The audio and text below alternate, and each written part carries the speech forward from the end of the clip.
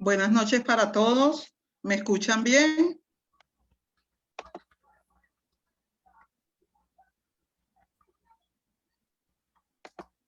Ajá, ¿todos me escuchan sin problema?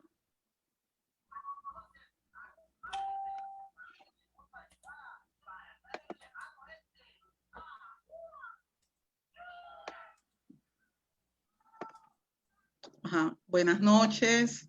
¿Todos me escuchan sin problemas?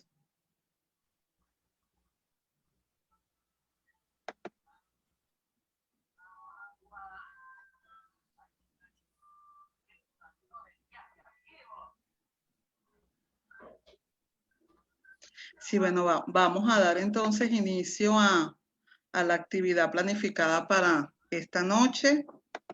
En primer lugar, quiero agradecer altamente esta cordial invitación que me hiciera nuestro colega y amigo Lenner Coronel, quien con motivo del 10º aniversario de Edúcate Perú planificó estos 3 seminarios para esta semana. Por lo tanto, le agradezco esta invitación para compartir con todos ustedes parte de lo que sería mi experiencia en el ámbito de la redacción científica, de la producción científica. Así que agradecida, Lenner, por esta invitación. Entonces, ahora sí, vamos a dar inicio a este seminario, el cual tiene por título Claves para mejorar tu redacción científica. Entonces, fíjense, cuando se me asignó este seminario, consideré pertinente, en primer lugar, partir o recordar que como la redacción es un proceso de pensamiento que permite estructurar un discurso escrito, eso significa que es importante tomar en cuenta ese proceso o esos procesos cognitivos que se ejecutan y que debe llevar a cabo quien decide escribir un texto, quien decide producir un texto. Entonces, por esa razón, me permití seleccionar esta lectura, que es una lectura que realicé ya hace mucho tiempo y que me ha servido mucho como escritora de distintos productos de investigación y también como docente de lengua castellana y literatura. Esta lectura ha sido un elemento clave que me ha ayudado mucho para mi práctica como escritora y para mi práctica como formadora de docentes de lengua castellana y literatura. Esta lectura se denomina Loco, Arquitecto, Carpintero, Juez, Roles y Proceso de Escritura. Es un texto que lo escribió Betty Flower en el año 81 y todavía hoy en día sigue estando vigente. Ya van a ver por qué lo digo y ya se van a dar cuenta por qué razón seleccioné compartir con ustedes esta lectura. Entonces, fíjense, aquí se mencionan a cuatro individuos, cuatro personas que cumplen unos roles en la sociedad. Y esos roles que ellos cumplen en la sociedad se aplicaron al proceso de producción escrita.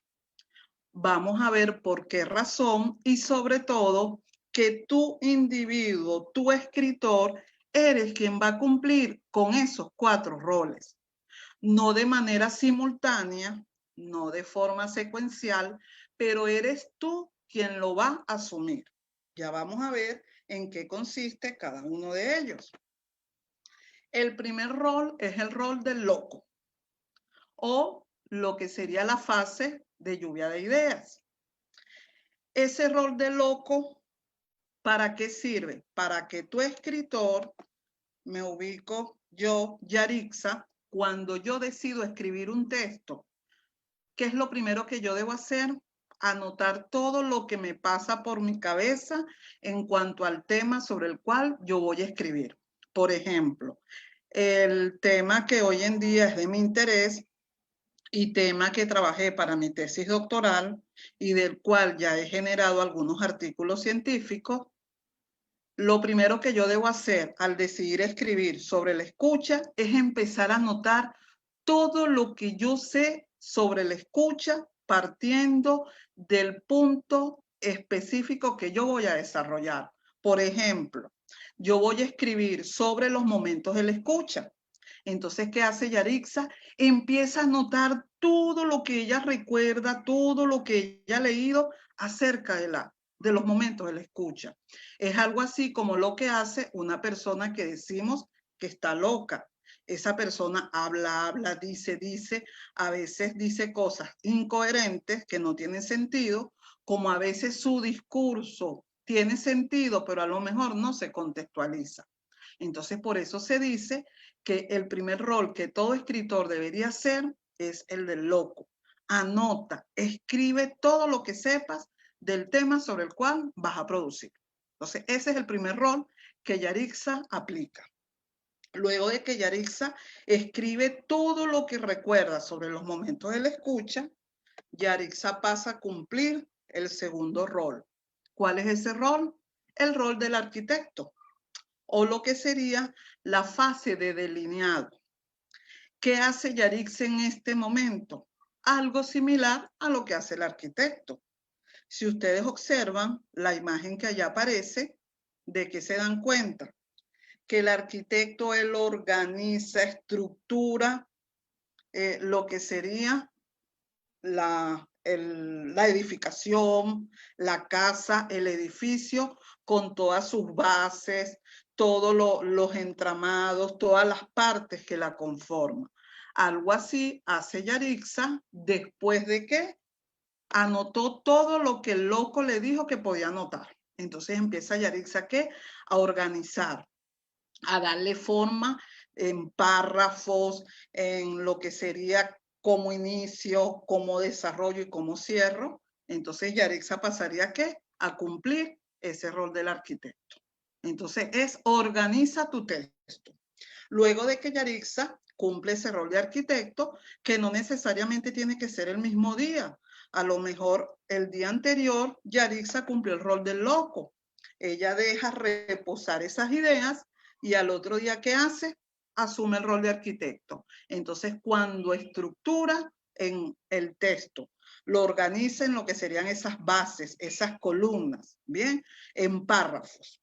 Después de que Yarixa cumple con ese rol, que puede ser el mismo día o mejor al siguiente día, que generalmente como lo hago, asume el rol del carpintero. ¿Qué hace el carpintero? ¿O cuál es esa fase del carpintero? Es la fase de escritura o construcción propiamente del texto. Entonces aquí es cuando Yarixa decide realmente escribir y organizar de manera más coherente lo que hizo el arquitecto. ¿Sí? Entonces aquí es cuando Yarixa empieza ¿qué? A producir, a escribir el texto. Es la fase propiamente de construcción de ese texto escrito. Algo así como lo que hace el carpintero, ¿no? El carpintero perfila, construye, mejora, todo lo hace con medidas, con precisión, para que ese texto quede lo más claro posible. Y luego de que Yarixa cumple con este rol, que puede ser al tercer día o puede ser al cuarto día, allí cada uno de nosotros decidimos en cuál momento vamos a darle paso a cada uno de estos roles. Entonces viene el rol del juez, que sería la fase del veredicto, de la decisión final. Aquí es cuando Yarixa empieza ¿qué? A revisar la relación entre las ideas de cada párrafo, a revisar el uso de los signos de puntuación, de los conectores, ¿bien? De la relación entre un párrafo y otro, la ortografía, el uso de las letras, la acentuación, es decir, todos esos elementos que debemos cuidar muy bien y respetar cuando vamos a producir un texto escrito. Entonces aquí debes concentrarte en los detalles de ese texto. Aquí es donde tú das el veredicto. ¿Aprobado o no aprobado? ¿Lo envío o no lo envío? ¿Lo presento o no lo presento? ¿O lo entrego o no lo entrego? Entonces, fíjense cómo Yarixa ha pasado por los 4 roles y esos 4 roles que me han permitido construir ese texto escrito, que de seguro si lo hiciera o intentara hacerlo de como tradicionalmente muchos lo hacen, no avanzamos nada, nos quedamos trabados. De hecho, ¿cómo empieza esa lectura de loco, arquitecto, carpintero y juez? Roles del proceso de escritura, formulando la interrogante. ¿Qué es lo más difícil para escribir? Y responde la autora del texto. Empezar. Muchos a veces nos sentimos así. Sabemos que tenemos que hacer un artículo o tenemos que elaborar el informe de un proyecto.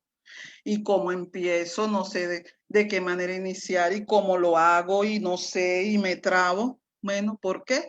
Porque nos quedamos en uno de esos roles y no cumplimos con los anteriores, porque muchas veces queremos empezar como el juez, pero no le hemos dado cabida a ese proceso de producción espontánea que nos permite el rol del loco, a ese proceso de estructuración luego de que el loco ha permitido que todas las ideas fluyan, organizarlo en párrafos, luego el proceso de organización y escritura propiamente dicha, hasta el rol del veredicto final. Entonces, fíjense cómo con esta lectura, en verdad que vemos el proceso de escritura de una manera distinta. Bien sabemos que escribir no es fácil. Escribir es un proceso complejo y la única manera como yo puedo aprender a escribir es escribiendo. Yo puedo hacer toda la cantidad de cursos, talleres que yo desee, puedo tomar notas, pero hasta el momento en el que yo decida sentarme a escribir, yo no voy a verle utilidad a ninguno de esos talleres, cursos, diplomados o lo que yo haya realizado para escribir. Entonces, ¿cómo se aprende a escribir? Escribiendo. Y si aplicamos estos roles, de seguro que se van a dar cuenta o van a ver el proceso de escritura desde una perspectiva diferente, no tan compleja. Y por esa razón, ¿qué más me queda hacer? Invitarlos a aplicar los roles. Dense esa oportunidad porque se van a dar cuenta de que el proceso de redacción no es tan complicado. Será más fácil. Será un poco más creativo y van a ver que su producción va a avanzar y va a fluir de una mejor forma, de una mejor manera. Por lo tanto, entonces pregunto, pero es una pregunta que me van a responder al finalizar. ¿Cuál es el problema que presentan ustedes cuando redactan? ¿De qué manera, de qué forma o cuál es la estrategia que ustedes aplican para resolver ese problema? El problema es el que les comenté hace un momento cuando les dije de la manera como empezó o como empieza la lectura de loco, arquitecto, carpintero y juez, roles del proceso de escritura, o suceden o presentan otro tipo de problema. Esa respuesta me la darán al finalizar, ¿ok? Ahora, ¿cuáles son algunos de esos errores más frecuentes que cometen los escritores partiendo de estos roles que acabamos de explicar? Entonces van a darse cuenta, a lo mejor muchos de los errores que ustedes presentan o que a veces nosotros hemos cometido. Esta es una propuesta que hizo Trevin Mass hace ya unos años y me resultó muy funcional y sobre todo porque está relacionado con el texto que les acabo de comentar y como les dije al inicio, me permitió ver el proceso de escritura de otra forma. Y cuando se lo presento a mis estudiantes, en verdad que los resultados son mejores y son muy alentadores. Entonces, ¿cuál es el primer error que cometemos? iniciar como el carpintero, es decir, empezar a producir el texto.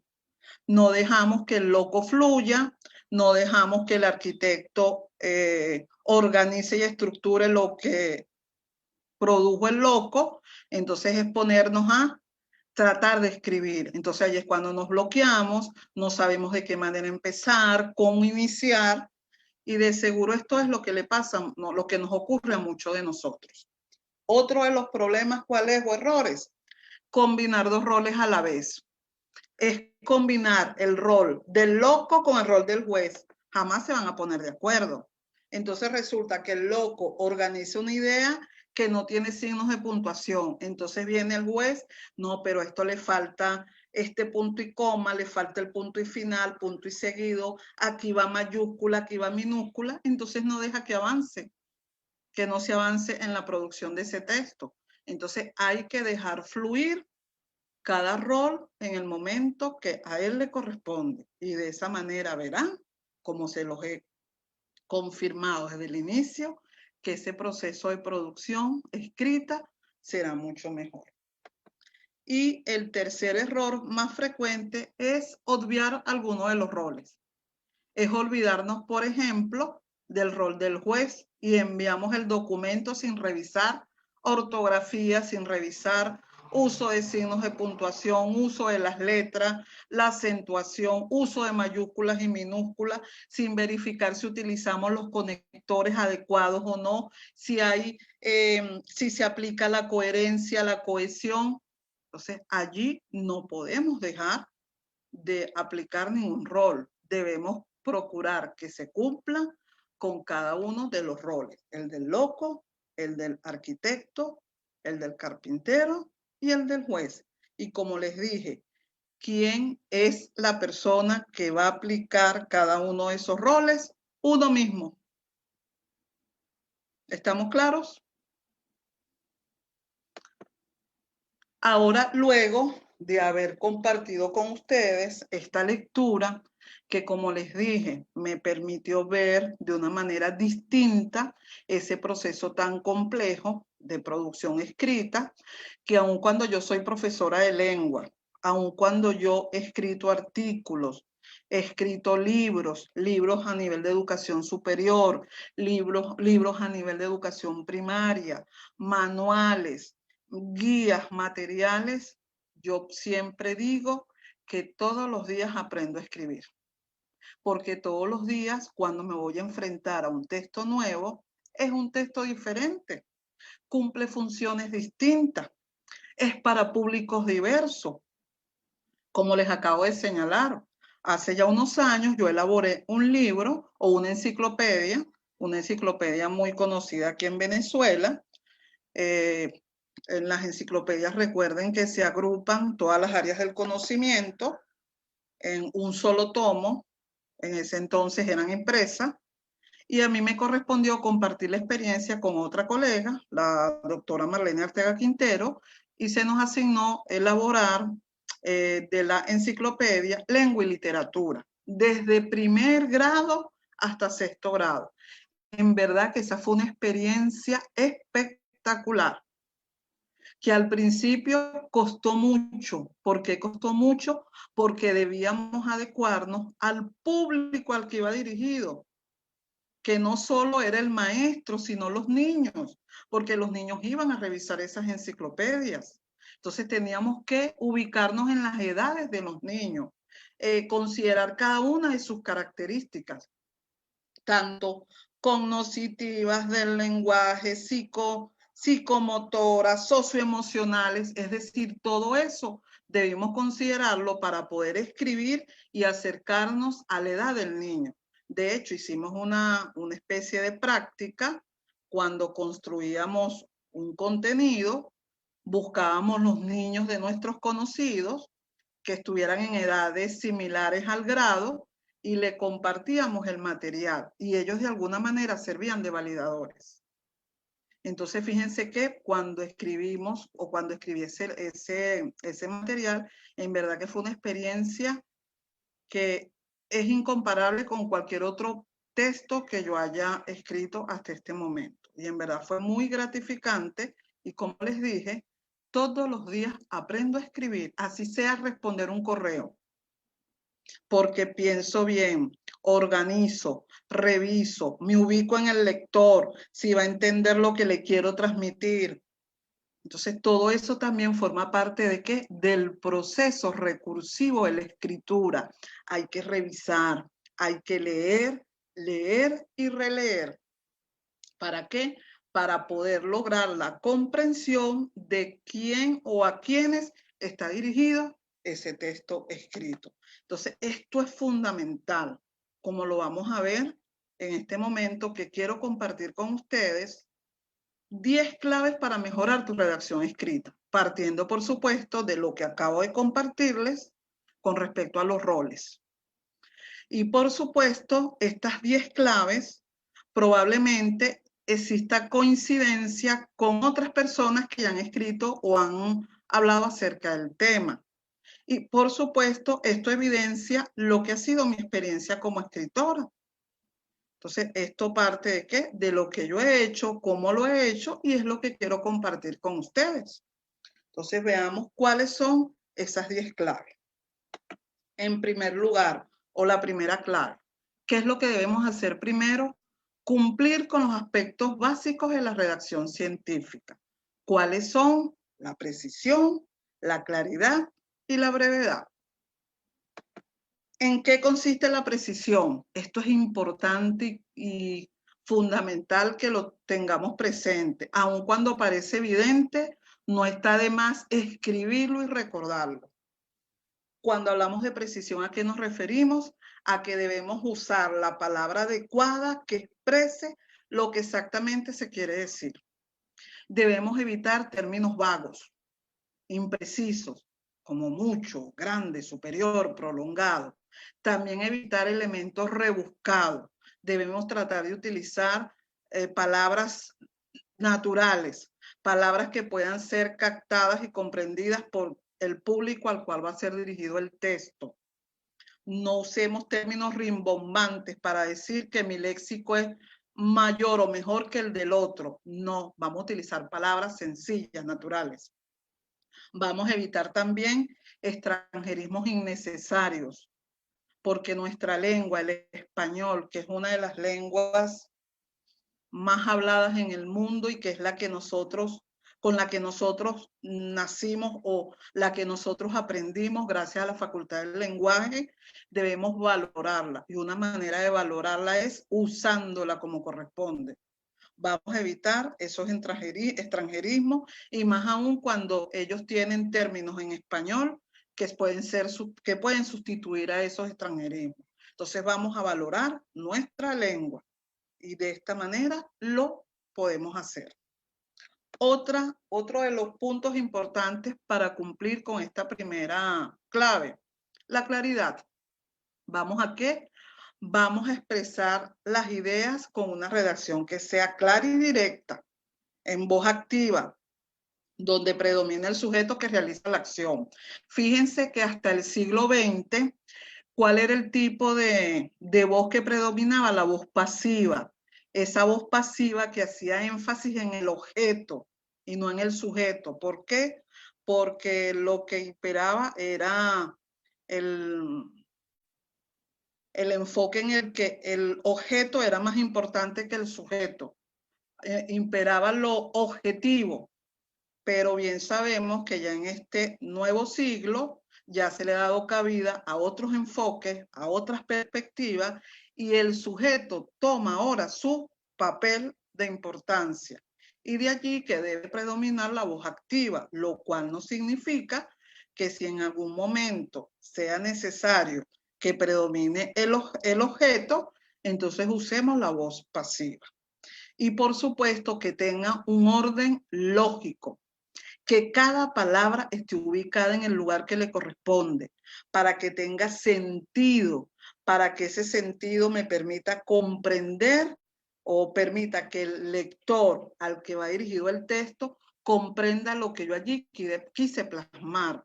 Porque recordemos que no está de más decirlo. Cuando nosotros escribimos, debemos ubicarnos como lectores.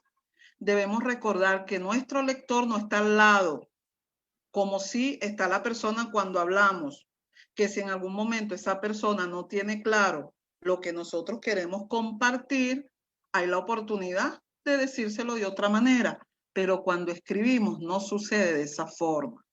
Entonces vamos a procurar ser claros, procurar organizar bien las ideas, colocar cada palabra en el lugar que a ella le corresponde. Y por supuesto, en atención a las normas sintácticas, morfológicas de nuestra lengua, el español. La otra, la brevedad. Debemos decir únicamente lo que necesita ser dicho. A veces queremos decir algo y presentamos información que no es necesaria, que no es relevante, que no aporta nada y que más bien confunde al lector, o a lo mejor vamos a decir algo que ya se conoce o repetir algo que ya dijimos antes. Entonces hay que tener cuidado con esto. Debemos aplicar esta característica del lenguaje, que es la brevedad. Bien, entonces esto es clave también para cumplir con esta primera clave. Ahora, segunda clave. ¿Hacia dónde apunta? Hacia utilizar un lenguaje formal y neutro. De alguna manera tiene que ver con las tres características que anteriormente se señalaron. ¿Esto qué significa? Esto es palabras de uso habitual dentro del registro formal, porque recordemos, en la redacción científica el registro es formal, no hay informalidad, a menos de que yo haga mención o presente parte de lo que mis participantes, mis sujetos o del corpus que yo vaya a analizar. Pero tú como productor o como redactor o como escritor de un texto científico, debes ubicarte en el registro formal. Tercera clave, vamos a estructurar los párrafos de forma lógica, así como debemos estructurar el texto en general. ¿Cuál es esa forma lógica? Lo que de seguro en muchas oportunidades se nos ha dicho, pero a veces no lo consideramos. Todo texto, indistintamente de la extensión que éste tenga, cumple con la estructura básica de introducción, desarrollo y conclusión. Me explico. Vamos a ubicarnos en un artículo científico. Como bien sabemos, dependiendo del tipo de artículo científico, y en este caso utilizo como ejemplo el tipo informe de investigación, que es el más común, el que más se solicita en las revistas científicas, tiene, además del resumen, viene la introducción, metodología, resultados y discusión, conclusiones. ¿A qué se refiere esta tercera clave? A que cada uno de esos elementos, partes o secciones del artículo, tipo informe de investigación que les acabo de señalar, deben iniciar con una introducción, luego el desarrollo y la conclusión. Es decir, en la introducción yo debo empezar iniciando, presentando, ubicando al lector, luego desarrollo, describo, amplío y luego cierro. Luego en la metodología, introduzco, desarrollo y cierro. En los resultados y discusión, introduzco, desarrollo y cierro. Y en la conclusión, introduzco, desarrollo y cierro. Y de la misma manera, cuando construyo cada uno de los párrafos de cada una de esas secciones o parte del artículo científico que utilicé como ejemplo, yo en cada párrafo debo iniciar, desarrollar y cerrar. A esto es a lo que se refiere esta tercera clave. Parece difícil, pero no lo es. En la medida que tú lo practiques, que tú lo apliques, te darás cuenta que te ayudará a ti como escritor y ayudará a tus futuros lectores. Seguimos ahora con la cuarta clave. Está también relacionada con la anterior, pero aquí soy más precisa. Entonces, vamos a procurar que utilizar un párrafo para cada idea. Recordemos que el párrafo es una unidad clave del texto escrito. El párrafo me permite organizar la información que voy a desarrollar acerca de un tema. Los párrafos se recomienda que no sean tan extensos. A veces he leído artículos, informes de investigación o cualquier producto de investigación y a veces he visto que un párrafo tiene una extensión de más de 1,5 páginas. Eso no debe ser así. Eso pierde al lector. Eso complica la comprensión del texto. Entonces, ¿cuál es mi recomendación? Vamos a procurar primero utilizar un párrafo para desarrollar cada idea que yo tengo planificado escribir y que cada uno de esos párrafos no exceda las 7 líneas. Vamos a llevarlo un poquito más, pudieran ser 10 líneas. Y que además en cada párrafo, como mínimo, haya 3 oraciones. A veces también evidencio párrafos que todo él es una sola oración y de paso ni siquiera es una oración, sino que no cierra la oración, queda como un enunciado. Le falta completar, le falta cerrar la idea. Entonces, por esa razón que recomiendo, vamos a procurar utilizar o elaborar párrafos que no excedan las 7 líneas y que cada párrafo tenga como mínimo 3 oraciones. Y además que de esas 3 oraciones haya una que sea la idea principal. ¿Y cuál es mi otra recomendación? Vamos a ubicarla al inicio del párrafo. Y luego las otras ideas serían secundarias. ¿Son para qué? Para ampliar, describir, ejemplificar, argumentar lo que presenté como idea principal. Y recordemos también que el párrafo cumple distintas funciones. ¿Y quién es el que va a organizar eso? Si nos ubicamos en los roles, el arquitecto. El arquitecto se encarga de esto. Él establece que las columnas, las bases, la organización, la estructura, para que luego venga el carpintero allá organizar las ideas, redactar, pues propiamente dicho. ¿Ok? ¿Me están siguiendo hasta ahora? ¿Me están escuchando todos? ¿Vamos bien?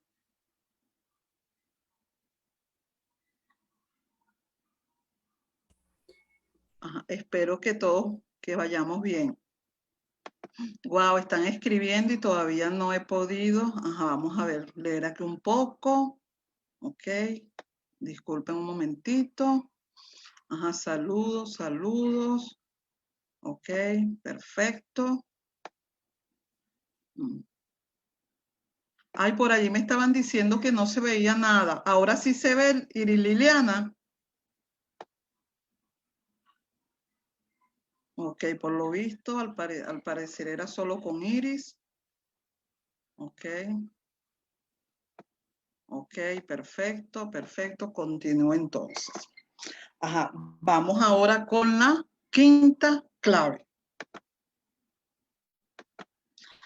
Ajá, esta clave es importante, aun cuando todas lo son, pero hay que tener cuidado con lo que aquí recomiendo, porque se observa con mucha frecuencia el uso inadecuado de algunos signos de puntuación. Específicamente, ¿cuáles? La coma y el punto y coma.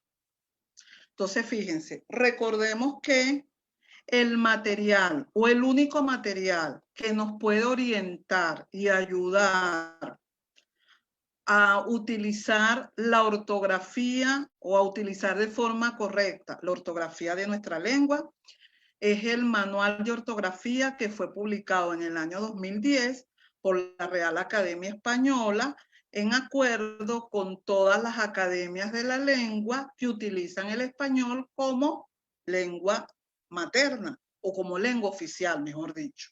Entonces, ese es el documento al que nosotros debemos acudir indistintamente de la disciplina a la que pertenezcamos, porque tradicionalmente, ¿qué se ha dicho? No, el profesor de lengua es el único que puede hacer eso. Yo no.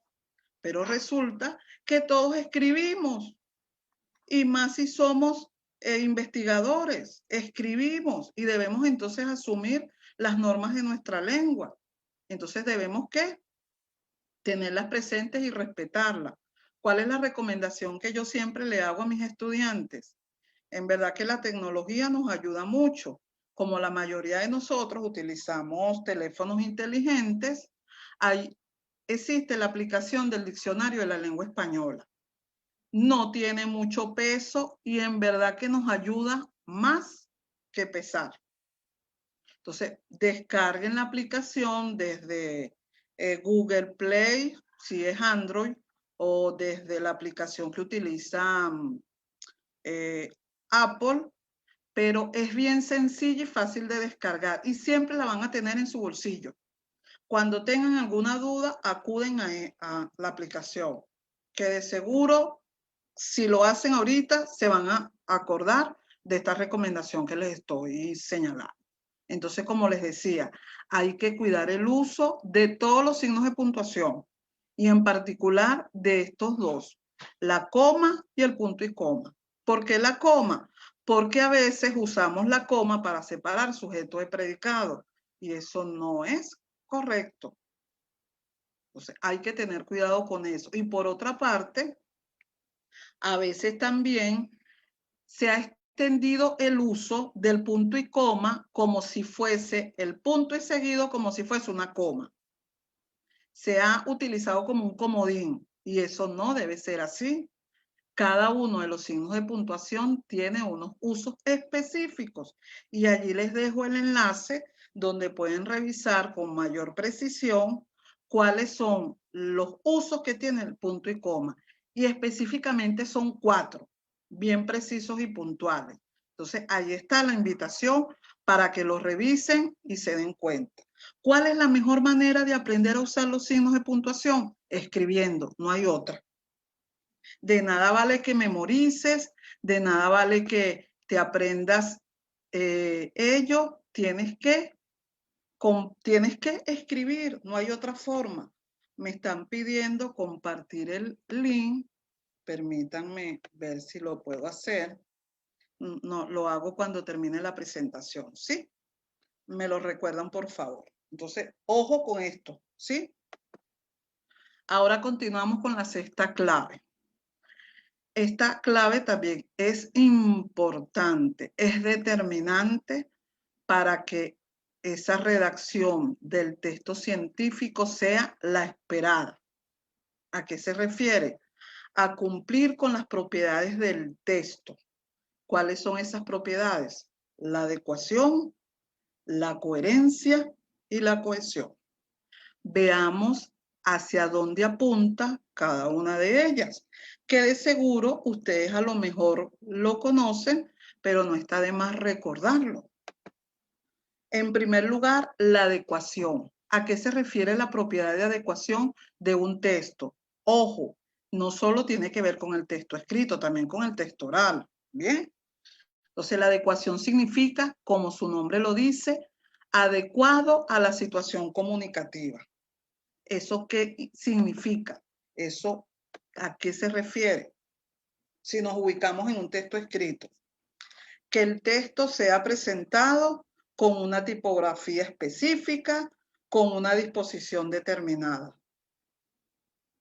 Otro elemento que apunta hacia la adecuación es que cumpla con un propósito. Ese texto se hizo con el propósito de informar, de entretener, de preguntar, de persuadir, de opinar, entre otros. Entonces, el texto tiene que elaborarse en función de su presentación, de que cumpla con un propósito específico, que se utilice un registro adecuado. Ese registro tiene que ver con 3 elementos. El primero, esa relación que hay entre el emisor y el receptor. Igualdad, superioridad o inferioridad. Por ejemplo, no es igual escribir un texto a mi jefe que escribir un texto a mi compañero de trabajo. Allí la relación entre el emisor y el receptor es distinta. De igual manera, no es igual escribir un texto cuando hay saberes compartidos y se establece una relación jerárquica.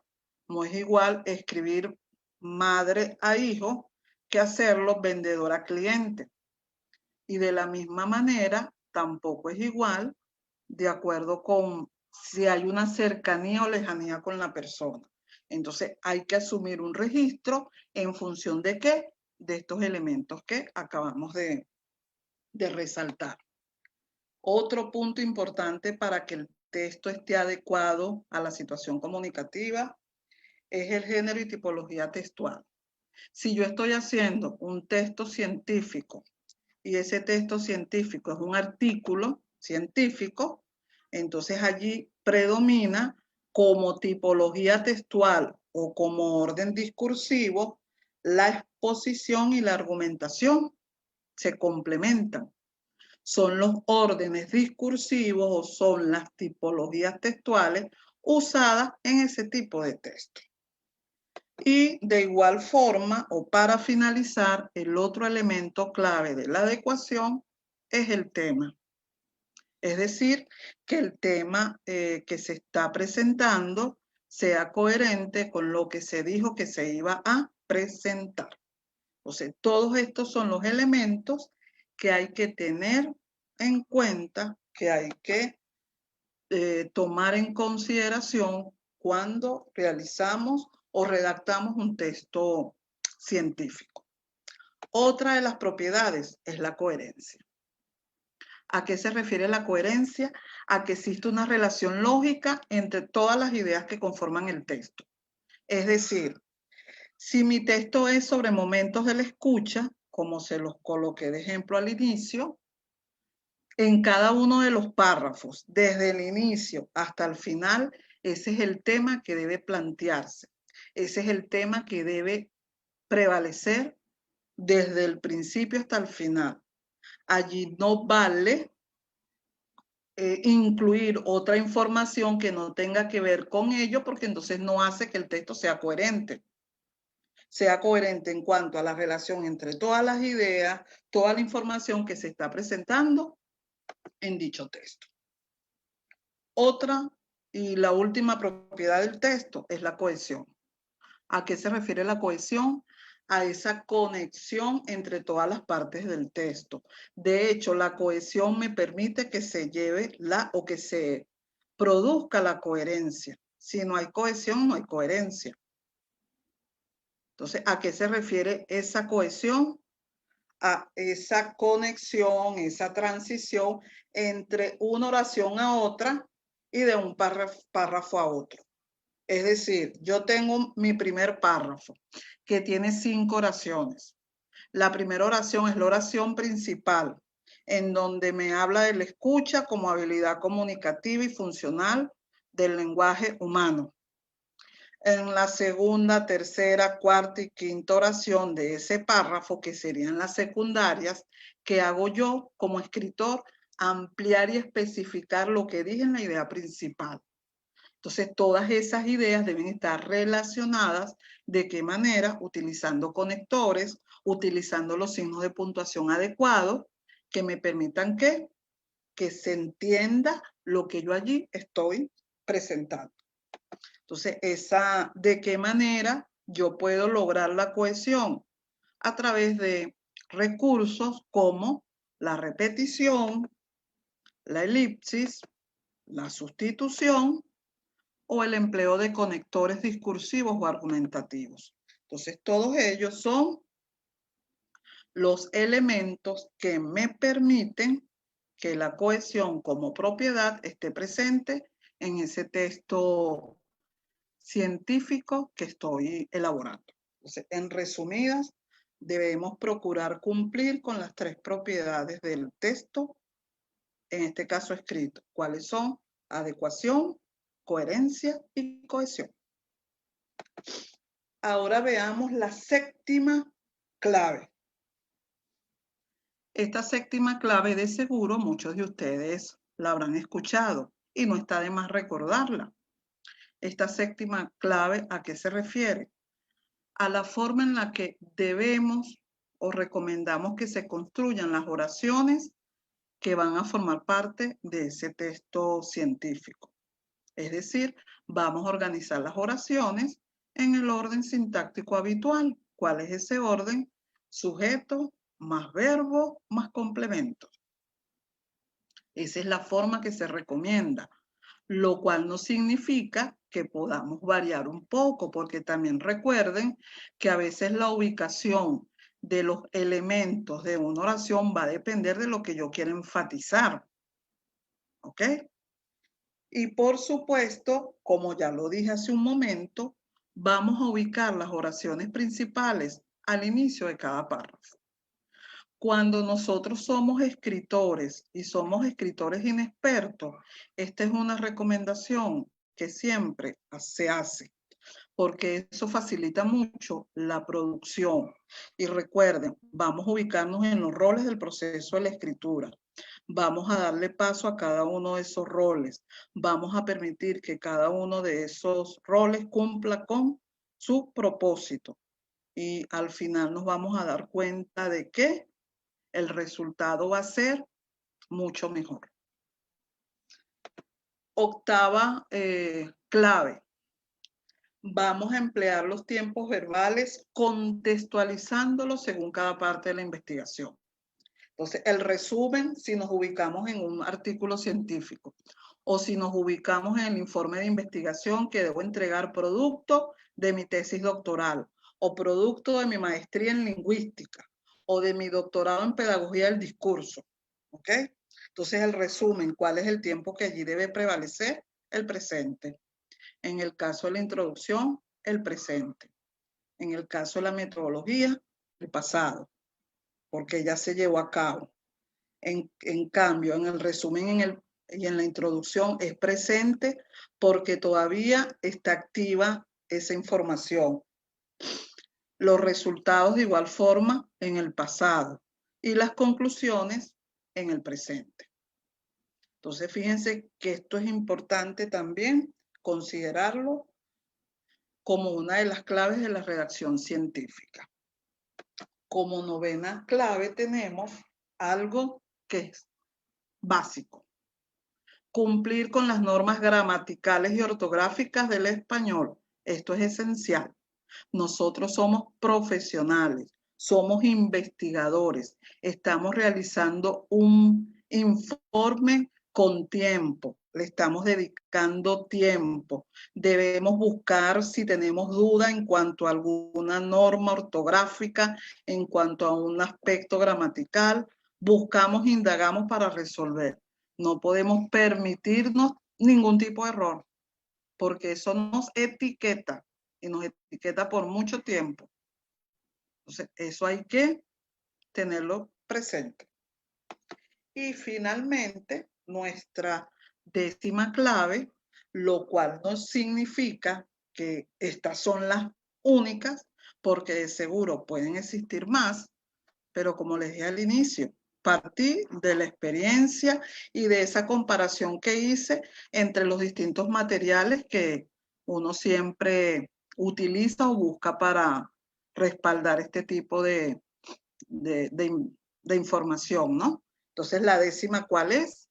Leer, leer y releer con cuidado, con dedicación, con detenimiento lo que escribes.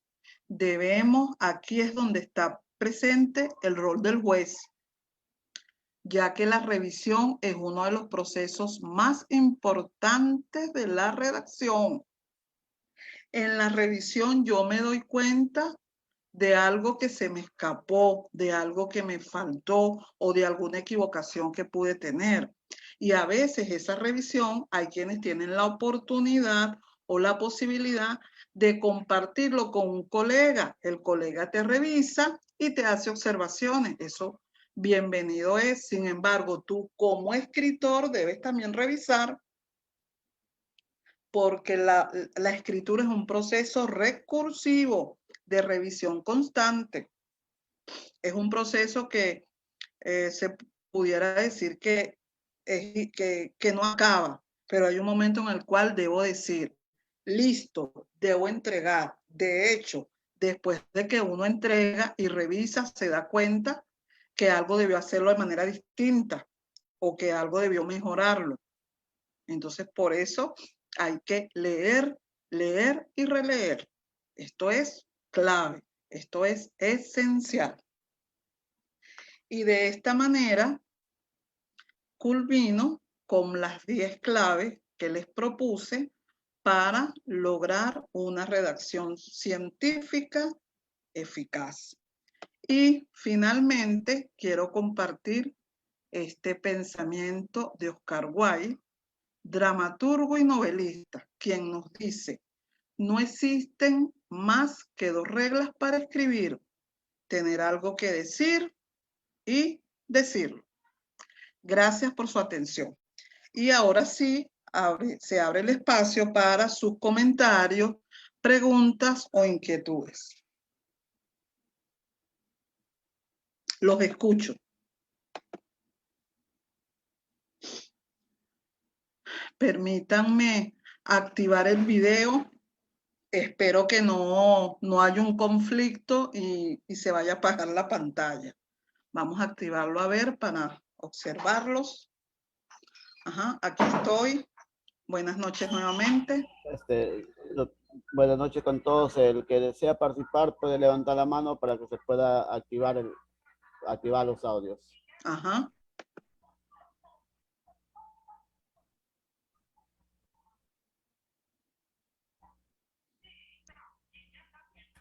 Ajá, alguien que desee. Ajá, Beatriz Alvarado levantó la mano.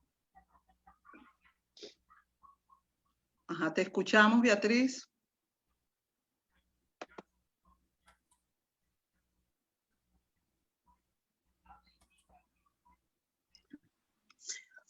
Doctora, Ajá, soy buenas Beatriz noches. Alvarado.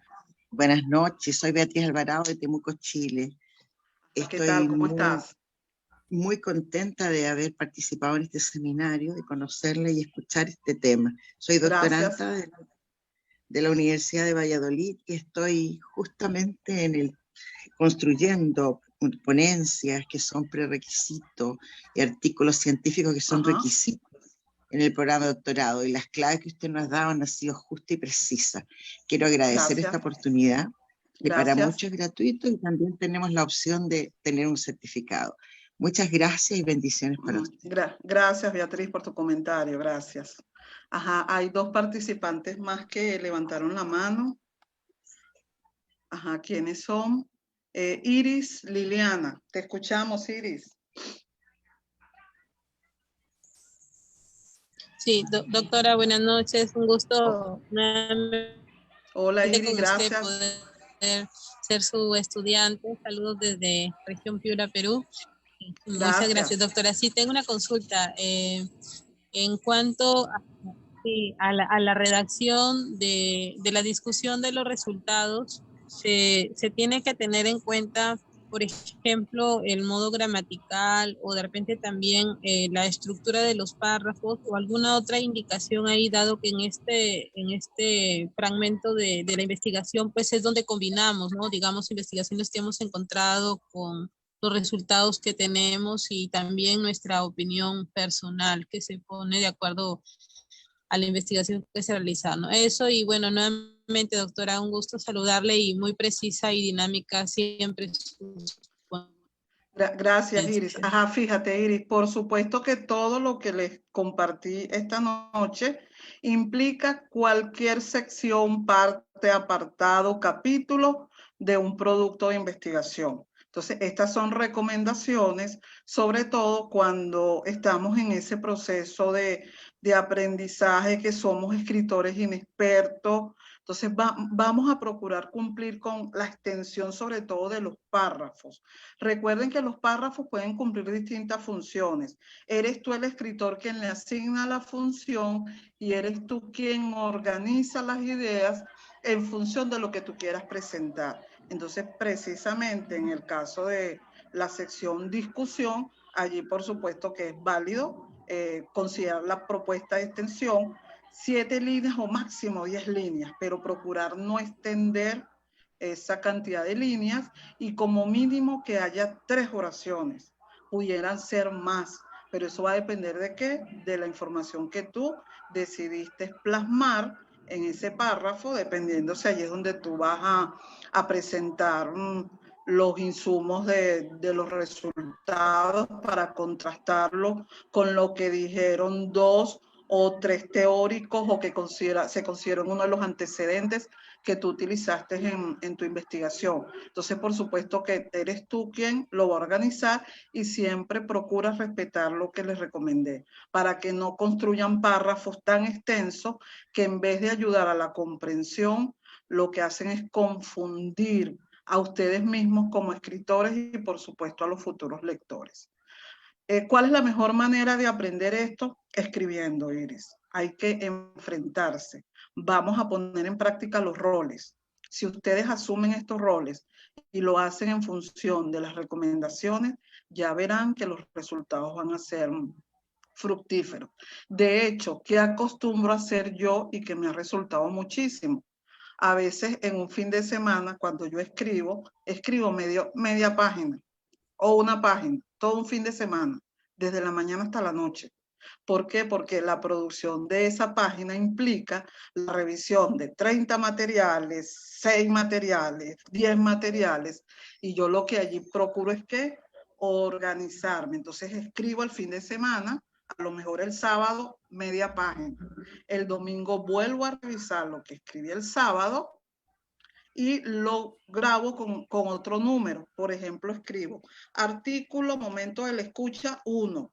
Eso lo hice el sábado. El domingo grabo el siguiente documento. Artículo, momento de la escucha 2. El siguiente día. Y así tantos días como yo revise el documento. Entonces eso me permite dejar desde el primer documento que elaboré hasta el último. Porque a veces resulta que en el tercer día yo eliminé algo para el quinto día y después me doy cuenta de que me faltó. Entonces, ¿qué hago? Voy al documento anterior y lo puedo rescatar y sumar. Entonces, eso a mí me ha funcionado mucho, lo cual no significa que a todos les vaya a funcionar.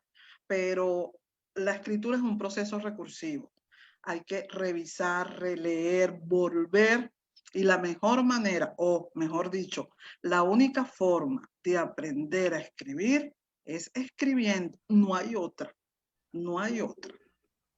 ¿Y qué hacía mucho yo cuando estaba como estudiante de pregrado? Cuando estaba en ese proceso de escritura como escritora novata, aun cuando, como les dije al inicio, a pesar de ser profesora de español, tener experiencia como escritora, considero que todos los días yo aprendo a escribir. Entonces, ¿qué hacía yo al inicio? Cuando estaba empezando en pregrado, yo buscaba materiales que otro había hecho y entonces si este decía, el propósito de la investigación fue, entonces yo, el objetivo general de este trabajo consiste, entonces iba que tratando de escribir lo mismo pero con otras palabras. Y eso me ayudó mucho. Eso favoreció mucho el que empezar a escribir, que el otro entendiera lo que yo escribía, pero como les digo, todos los días estoy aprendiendo a escribir. ¿Okay? Gracias, Iris. ¿Alguien más? ¿Alguien? Ajá, Carlos, ajá, tiene la mano levantada. Te escuchamos, Carlos.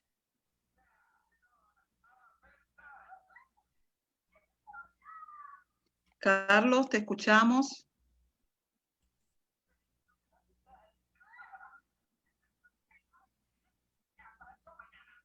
Ah, dice que tiene el audio apagado. Ajá, yo se lo puedo activar, ¿cierto? Déjame aquí, un momentito, Carlos, y disculpa. Carlos. Ay, Carlos, no te encuentro. Listo, doctora, ya me activaron el audio. Ajá, gracias. Hola, Carlos, buenas noches, te escuchamos. Cordial saludo, doctora. Gracias. Yalixa desde Chimbote, Perú. Excelente, excelente, gracias. Siempre es un gusto escucharle y hemos tenido en otros talleres interesantes su participación. Gracias. Doctora, aquí yo me reía solo con los roles que me causaron admiración, el rol del loco, Ajá, del arquitecto. ajá, Yo me reía solo, pero muy interesante el ajá. gráfico. Y Sí, sí, no, doctora, en yo verdad que... quisiera, Ajá. doctora, en todas estas claves interesantes que nos ha planteado, probablemente está implícita el tema del parafraseo. Entonces, Ajá. yo no sé si nos podría dar algunas pinceladas respecto al parafraseo en la redacción científica, doctora, por favor. Le agradecería mucho. Ajá, fíjate, Carlos, excelente tu pregunta y muy, muy válida y pertinente para lo que aquí estamos compartiendo. Efectivamente, la paráfrasis es una de los procesos cognitivos que nosotros realizamos cuando, o mejor dicho, es un proceso cognitivo que nos permite a los lectores identificar y darnos cuenta si efectivamente comprendimos lo que leímos. Y la mejor manera de plasmar la paráfrasis es cuando hacemos una producción escrita. ¿Qué significa parafrasear? Parafrasear es explicar con palabras propias lo que el otro escribió, sin incluir nada distinto a lo que la persona allí planteó. Yo lo que voy a emplear mis palabras, las que yo tengo archivadas aquí o que forman parte de mi repertorio lingüístico, porque recordemos que el habla es una habilidad lingüística individual. Nadie habla igual a nadie, nadie escribe igual a nadie, nadie lleva a cabo ninguna de las habilidades lingüísticas y comunicativas igual a nadie. Son individuales. Entonces, por supuesto que cuando nosotros parafraseamos, explicamos con nuestras propias palabras lo que captamos y comprendimos de ese texto. Y cuando estamos elaborando un texto científico, la paráfrasis es clave, porque la paráfrasis es lo que a mí me va a permitir que no haya plagio. Por supuesto, citando al autor respectivo, de acuerdo con las normas que esa revista exige, sea norma JAPA o cualquier otra. Entonces, cuando yo parafraseo es que yo explico con palabras propias lo que ese autor quiso decir con respecto a esa temática. Entonces, la paráfrasis es clave en la producción científica. Muy importante tu pregunta, ¿ok? Entonces, de ejemplo, el ejemplo sería en un taller. Allí es donde podemos practicar la paráfrasis. Es la mejor manera de aprender a hacerlo, porque la escritura, como les dije, se aprende escribiendo. Aquí yo les compartí una cantidad de claves, reglas, normas, pero hay que ponerlas en práctica. ¿Y quién es el único que puede ponerla en práctica? Cada uno de ustedes, ¿ok? Gracias. ¿Alguien más que quiera hacer alguna pregunta? ¿Alguien más que haya levantado la mano? Creo que no hay más nadie. Ajá, vamos un momentico aquí a los comentarios. Ajá, por aquí Matías pregunta lo siguiente. Ajá, Matías dice, tengo dificultades en el uso de signos de puntuación. Desde su experiencia, ¿alguna recomendación o un ejemplo de cómo y cuándo usar la coma y punto y coma? Gracias. Ajá, fíjate, Matías. Ciertamente, como tú dices, usar los signos de puntuación no es fácil. Tú puedes aprenderte las normas, repetirlas, memorizarlas, y la mejor manera de aprender a usarlos es escribiendo. ¿Cuál sería el mejor ejemplo o de qué manera yo te pudiera presentar el mejor ejemplo? En un taller en el que tú escribas, todos escribamos, yo escriba. Esa es la mejor manera. Por supuesto que hay referencias. Debemos buscar los documentos, debemos buscar las normas de ortografía de nuestra lengua, de la Real Academia Española, la versión más reciente, año 2010. Hasta ahora no se ha hecho más cambios. Allí se realizaron algunos cambios en cuanto a algunos elementos en particular, pero en lo que respecta a los signos de puntuación, allí no hubo ningún tipo de variación. Allí nos presentan ejemplos con referentes, ¿ok? pero la mejor manera de aprender a usarla es escribiendo. ¿Cuál es un uso muy común de la coma? Cuando vamos a enumerar elementos. Si estamos haciendo una enumeración de elementos que tienen que ver con un punto o un tema, allí la coma es el signo de puntuación necesario. Es el signo de puntuación más recomendado, ¿ok? ¿Cuáles de todos los signos de puntuación son los que más se utilizan? El punto y la coma. Eso es evidente. El punto y coma, como se los decía anteriormente, es un signo de puntuación que se ha estado utilizando no como debe ser, se está utilizando como si fuese el punto y seguido o la coma. Pero el signo de puntuación tiene unos usos bien específicos que en compartirles el enlace. Déjenme hacerlo en este momento antes de que se me olvide, para que revisen allí cuáles son esos cuatro usos en particular.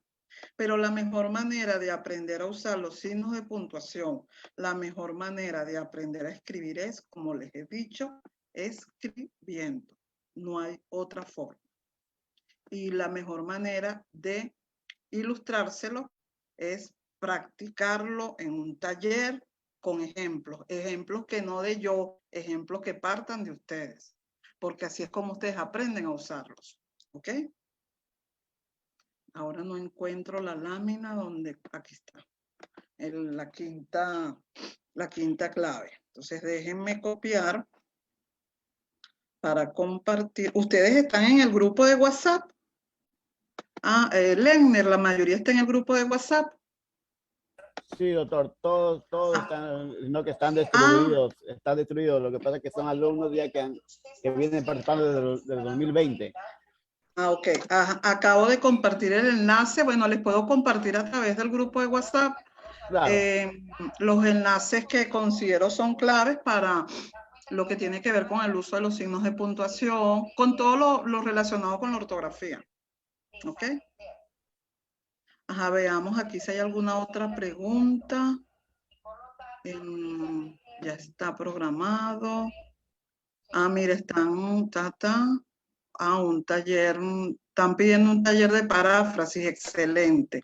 Pero como les dije, si ese taller se organiza, allí es necesario que ustedes escriban. Si no, no vamos a ver aprendizajes reales. Allí la idea no es que escriba yo, allí la idea es que ustedes escriban. Y por supuesto, para ello es importante que lleven ya un tema que conocen, sobre el cual ustedes tienen interés de escribir, para que pueda ser efectivo, para que puedan ustedes entonces salir de todas esas dudas. Pero escribir es un proceso en verdad espectacular. Y cuando tú te das cuenta de que puedes escribir y puedes superar todas esas debilidades o todas esas dificultades que has tenido, wow, eso es un éxito y sientes una gran satisfacción. Y más aún cuando te publican un artículo por primera vez, eso es lo máximo.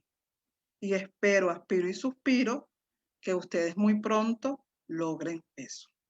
Y si podemos ayudar y colaborar para ello, estamos aquí, ¿sí? En el uso de los signos, vamos a ver si alguien más escribió. Ok, ajá. Ok. Ajá. Perfecto. Entonces, bueno, si no hay alguien más que quiera compartir, comentar.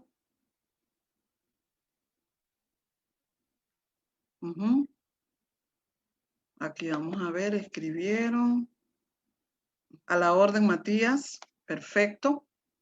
Entonces, bueno, si no hay más nada que compartir, espero que haya sido de utilidad esto que conversamos, esto que preparé para ustedes hoy. Y bueno, y espero seguir compartiendo con ustedes. Y sobre todo compartiendo todo lo que implica la producción escrita, que como les dije, es excelente cuando nosotros somos capaces o nos damos cuenta de que sí podemos escribir. Ajá, Beatriz Alvarado levantó la mano nuevamente, entonces escuchamos a Beatriz y creo que con esto cerramos, ¿sí? Ajá, Beatriz, te escuchamos. Doctora, ¿me escucha? Doctora, sí. yo quiero consultarle si usted hace correcciones de artículos, de tesis, si está ese servicio, si hay algún correo electrónico por ahí donde la podamos ubicar. Ajá, dices corrección de estilo. Exacto. Ajá, corrección de estilo, sí, la corrección de estilo siempre es válida y a veces es necesaria, por supuesto que sí. El correo lo compartí al principio y al final en la lámina de cierre. Ahí está el correo. Miento, espérense, ya va. Aquí elimino esto. Es yarixacoba@gmail.com.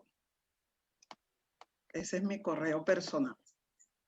Entonces, bueno, estoy a la orden. Y bueno, y espero que compartamos en un próximo espacio.